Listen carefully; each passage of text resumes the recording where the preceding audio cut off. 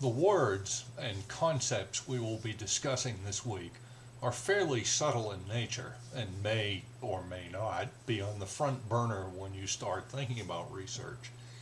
But I think that both concepts are well worth introducing and getting everybody on the same page in thinking about research. Since 1962, when Thomas Kuhn first associated the word paradigm with his conceptualization of the progress of change in science, there has been an enormous and ongoing debate on the topic. At one time, and it may still well be true, Kuhn was the single most cited author in the citation indexes produced by the Institute for Scientific Information. Certainly generations of PhD students and no few master's students have read this book and debated the contents thereof at some length. You'll get my take on paradigms in the textual portion of this week's material. Paradigms, in the strict Kuhnian sense, are at least fairly easy to understand, particularly in the hard sciences. The differences between an Earth with a solid crust and an Earth with a crust composed of giant floating tectonic plates is a fairly easy distinction to get across. With the notion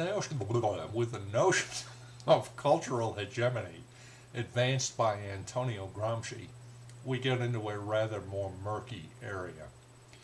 The idea is not easily understood, mainly because it calls into question the nature of some of our basic assumptions about life, the universe, and everything. If your basic assumption is, this is the way the world is, it is very hard to frame research questions or conduct research that run counter to those basic assumptions. I will push this notion a little harder in the lecture this week. The American reluctance to deal with issues of social class are an example of our particular hegemony at work. The idea of cultural hegemony has been tremendously powerful in the social sciences, or at least the more theoretically inclined practitioners thereof, since Gramsci's writings started getting translated and published in the 19th century. The literature dealing with hegemony is a good deal more diffuse and not as easily identified as the Kuhnian stream. The Gramsci literature is often secondary or tertiary in nature, that is, not discussing Gramsci directly, but using his early explicators as the starting point. We are at the stage where the term and the concept are discussed with no reference to Gramsci at all.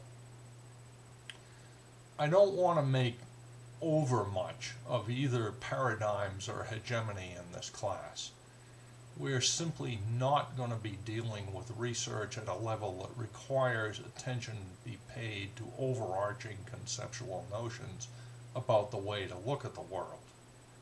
I do think that you need to at least have some familiarity with the terminology and have some idea of the concept involved when researchers reference these topics. The word paradigm gets bandied about a lot, and particularly in education and some cutting-edge LIS research. The notion of cultural hegemony is frequently raised. Both ideas are part of the academic milieu, and as mentioned elsewhere, context is everything.